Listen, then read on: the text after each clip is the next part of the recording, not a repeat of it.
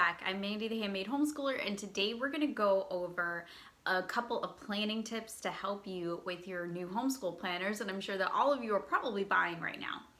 I got mine and I did an unboxing video here on my channel, and I have the Erin Condren planner, and I love this planner so much. It was the first time I've had a real Erin Condren teacher planner, although I've had several of the life planners before. This one is, obviously different because it has a whole bunch of things in there that are really, really useful. So I want to show you how I plan for the week, and I do this every weekend. And I write down an overview in here using my big Masterbooks lesson plan binder that I showed you guys. Now, I know you're probably asking, why do I have two? For me, because I like to see everything all at once, being able to use a teacher planner and kind of seeing everything out for the entire week helps me a lot, especially as a business owner, because I have appointments, I have meetings, I teach courses online.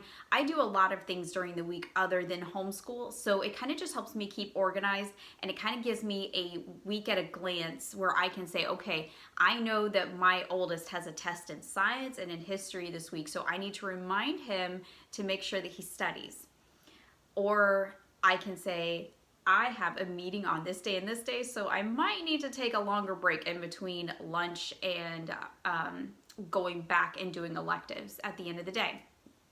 So real quick, I'm going to flip the camera around and I'm going to show you what I did and how I do planning. Now, just keep in mind, you're going to see a lot of white space, and I leave those in there so I can write in extra activities, read alouds, morning baskets, things like that. Being summer right now, we are not doing morning basket. I am leaving that open until probably August or September, and then we're going to start up a regular themed basket again. But for right now, I'm just kind of winging it in the morning.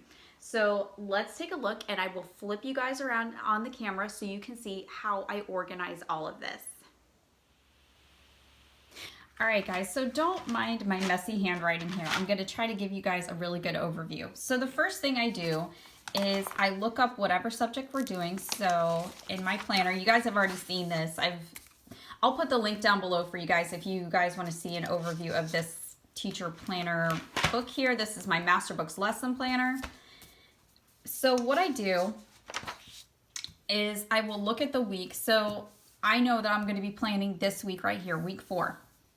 So I'm going to turn to week 4 in all of these, and I'm going to kind of just look and make sure, do I have any tests? Do I have any projects that the kids need to do? Things like that, because those are things that I definitely want to write in here, so I know I'm going to have to take extra time for that.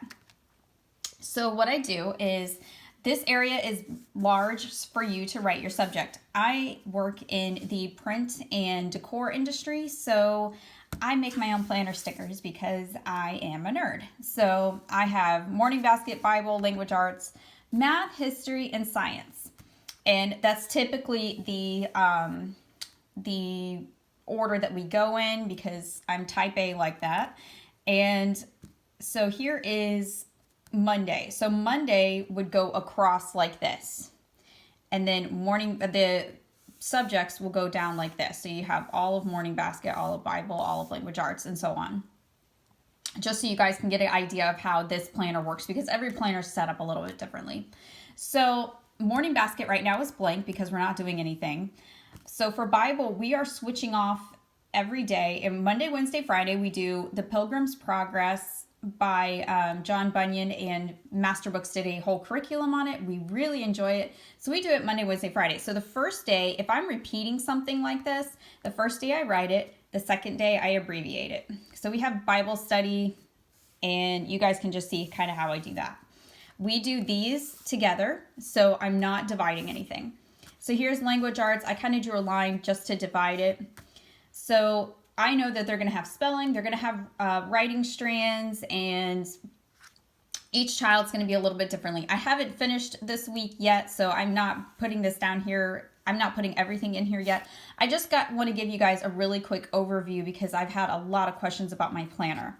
So for Wednesday, I know that my oldest has a quiz on Life of Washington, so I actually use flare pens. Again, teacher nerd. and I write those in there. And I write these in color because they pop out at me so I don't forget, because I have found that I will get so busy that I will forget about all of the quizzes until the day of. So I will make sure that I have this prepped and that my son knows and remembers that he has a quiz in his own planner, so he will remember to study. So teaching textbooks is for math, and that goes all the way down. We have World Story for my oldest and America's Story for my youngest. So I always put my oldest at the top. I've just always done it that way. So you can see that he's got really nothing this week other than just his normal reading. And my youngest, we are going to start a George Washington read aloud, so I made sure that I put that there.